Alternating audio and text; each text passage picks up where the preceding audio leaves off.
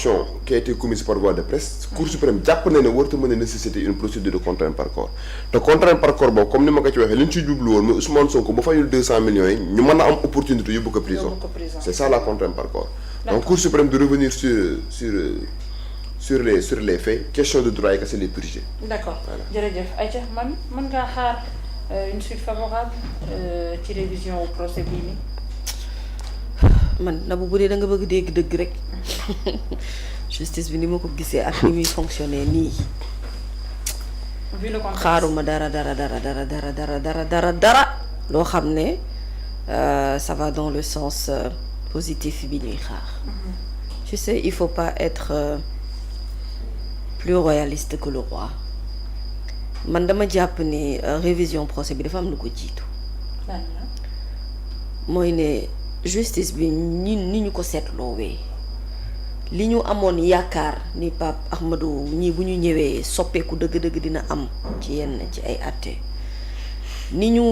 rester un peu sur notre faim par rapport ak dossier yu bari yoo xamante ne xëy na dafa am leneen luñ doon xaar ci wàllum àtte le fait que moom même en tant que premier ministre c'est quand même une grande autorité dans ce pays muy pointer du doigt tout le temps la justice sénégalaise dama jàpp ni lii Yacine Fall wax démb assemblée nationale ci loolu la ñu war a jublu d'abord mooy ñu defaraat justice bi ba noppi il faut qu'il y ait des chaises qui bougent pour man on ne doit pas mettre la charrue avant les bœufs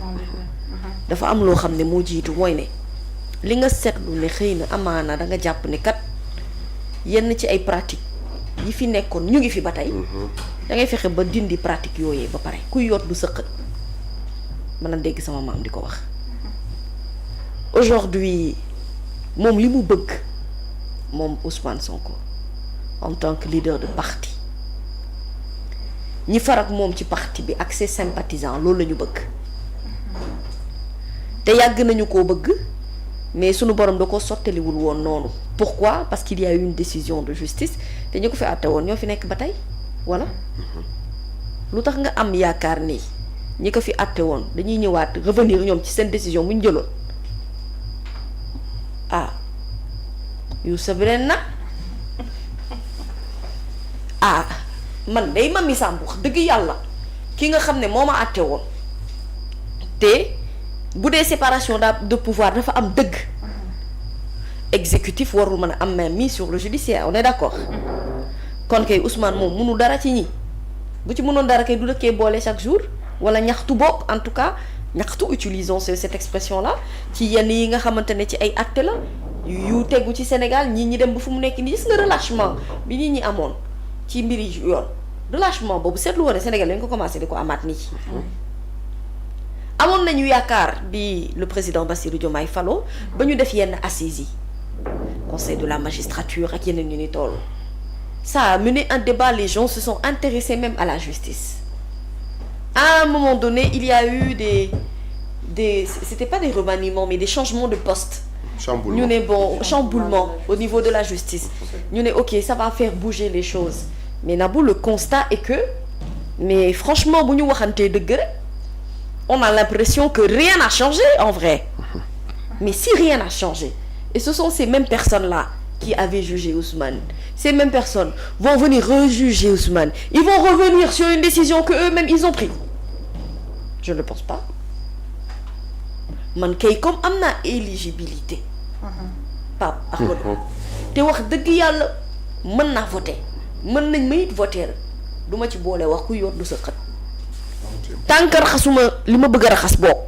defar ko nii ma nga xam ne noonu laa ko bëgg defee mu dal sama xel pour que mu ubbi dossier judiciaire ci jëm ci wàllu woowee lu ma ci laalee dara dama naan ñi ma àndal waaj leen 2027 local 2029 présidentiel su ma faloo nekk njiitu réew boobaa ma xam nu may defee bu fekkente ne ki nga xam ne man moom laa yaakaaroon ne xëy na bu ñëwee amaana lu bëri dina ko def en termes de nettoyage parce que je l'ai dit le président Bassirou Diomaye Diakhar Faye pour man sa mission de baliser le terrain la man loolu laa jàpp ni xëy na amaana bu fi ñëwoon dëgg-dëgg dinaa gis utilité pal bi ñu ko pal mooy ne mu corriger yenn ci ay injustice raxas lenn li mu war a raxas na nekk le jeune président le plus critiqué mais mu nettoyer defar ba nga xam ne keneen kii ñëw kooku il va pas revenir sur des choses yoo xamante ne c'est déjà des acquis que Diomaye a déjà réglé mais on a l'impression qu'on avance mais on n'avance pas ci yenn ci ay secteur bokk. justice ci la bokk. xalaat nga ni dina ko def boobaat léegi 2 ans romb na daanaka les assises de la justice sont passées par là. te coppeeku yi gisaguñ ci. mais raison de plus. et puis il y a de nouveaux éléments yoo xamante ni dafa dugg maintenant bul fàtte ne il y a ce conflit qui ne dit pas son nom entre le président Bassirou Diomaye qui a affiché clairement des ambitions politiques. tout ça. man du ma séq koo xamante ne bu ma ko waxul it wan na ma ci ay fait ak geste que ne yow li nga bëgg laa bëgg wala man li ma jot a am nii ba ñam ko ba pare j'ai l'impression que amul gu nit koo xamante ni il est là pour faire un mandat et partir kooku du ma jël sama destin ci wàllub yoon di la ko dénkaat wax dëgg yàlla dama dul sax xolal wax lu jëm ci loolu parce que xam nga lu tax ñiy wax ci wàllum politique te contre Ousmane Sonko ñooñu dañuy continuer di contre Ousmane Sonko à la kulli aal le fait même qu'il évoque devant toute une salle que ne dara mënu koo teree nekk candidat loolu rek doy na pour dagg seen xol et loolu rek doy na pour ñoom ci seen jëmmi bopp ñu nekk dans cette recherche là de solution pour xool naka la ñuy def ba Ousmane bañ a bokk mais man xam naa ne damay bokk xam naa ne amul lu ma tere mën a tere ma bokk ci wàllub yoon rek bu dee yoon la ñuy discuter Nabou néew ma du ma yéeg ak wàcc de néegu néew ma du ma setal sama der de mais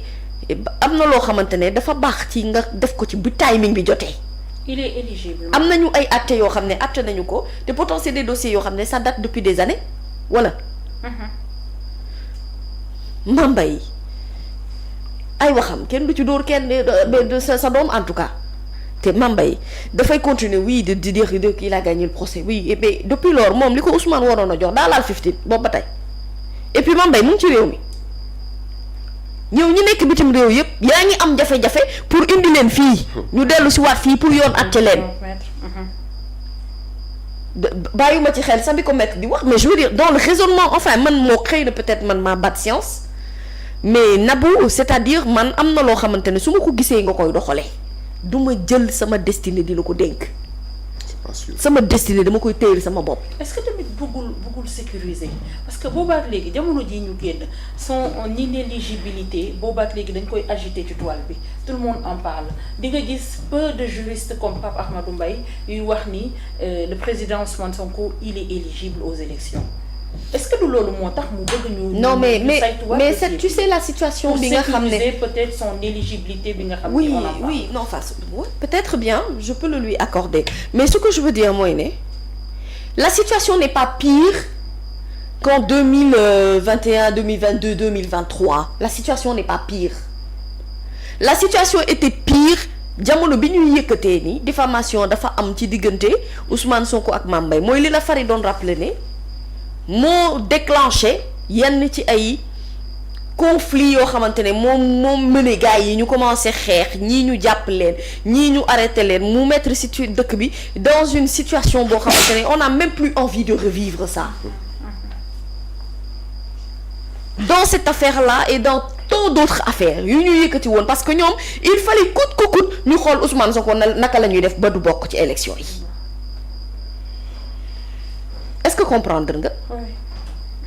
li permettre Diomaye mu mën a falu ba mën a nekk président loolu kay moo permettre Ousmane Sonko mu éligible mën a voter mën a santaane it ku ko voter moom. surtout ça bien précisé. du dëgg. xam nga wax nag moom wax day leer. ñu xam ne lii ñuy wax nii lii c'est mu ne de sens. man dama ni Ousmane situation bi mu nekkee nii su ma doon moom xam nga nag dafa rafet xol torop moom te dafa rafet njort. te rafet njort ak rafet xol moo ko yóbbee lii mu nekkee nii mais sama wax ja rek ku benn yoon borom tayu ko waaye ku kii ku borom a ko tay man nag doo ma ko def une fois même bu fekkente ne du yow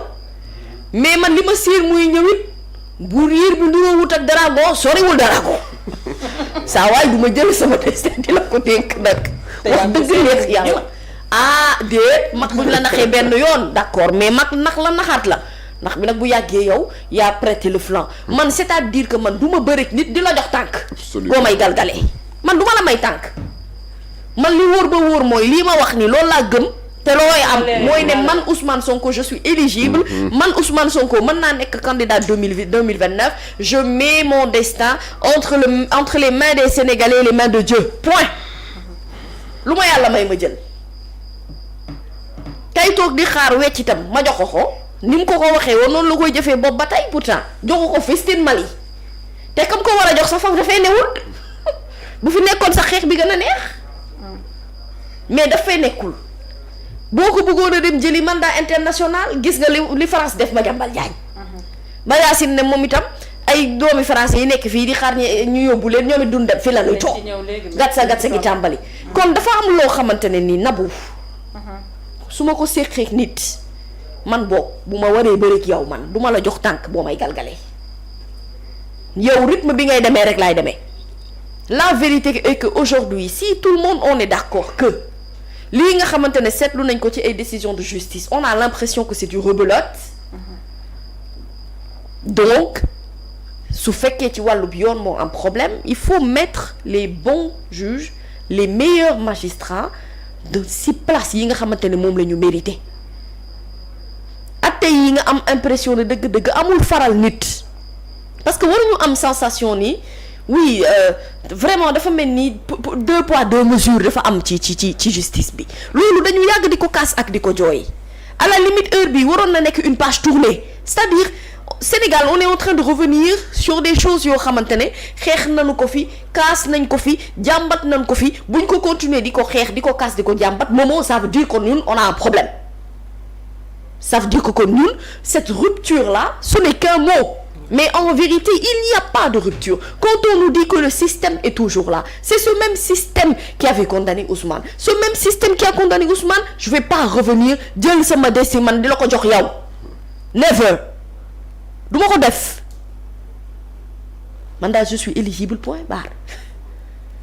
bu dee xeexum politique la ñu xeex ko ci politique bu dee xeexub yoon la itam li ci jiitu pour man mooy vraiment ñu defaraat toogaay boobu ci wàllub justice ba nga xam ne cette confiance que les Sénégalais ont recommencé à avoir dinañ ko mën a installer et de manière pérenne assainir tout ce qu'il faut assainir pour assurer les conditions d'un bon et un excellent jugement boo xamante ne ça va être fondé seulement et uniquement sur le droit bu boobaa nag lu ko yàlla may mu jël mais man lii ma gis muy ñëw nii di ko seen muy ñëw non lu du ma ko def xalaatuma ko je vais pas le faire ah ça c'est mon avis mais bon comme dit Momo tout le monde je pense sur ce plateau a sa part de vérité boo dee xool dans le fond et dans l'analyse peut-être que lui aussi vraiment il a besoin que ñu raxas setal denam ak yooyu mais comme je dis ce n'est pas encore trop tard chaque chose en son temps pour le moment il y a un combat qui doit être mené c'est vis-à-vis du peuple c'est vis-à-vis des engagements yu ñu jël ci peuple bi parce que respecter yenn ci ay engagements wala lu ci ëpp ci ñoom mooy tax ñu mën leen a continuer di leen fal ak di leen votel ci ay élections yii di ñëw mais bu ñu ko centraliser ci lu jëm ci wàllu politique rek ak rester sur des polémiques croyez-moi am na ñoo xamante ne même lu nu bëgg-bëgg bu yàggee lassitude day dugg lassitude boobu laa leen di bañal moom daal wax na ko waxati ko dara mënumaa tere nekk candidat bu 2029 incha allah mu sampu nekk candidat ñi ko bëgg fal ko Sénégal jëm kanam ki war a wàcc xaw ma ndax dina wàccam déet na ko taxawal coalition politique moom xaw ma lan mooy say ambition.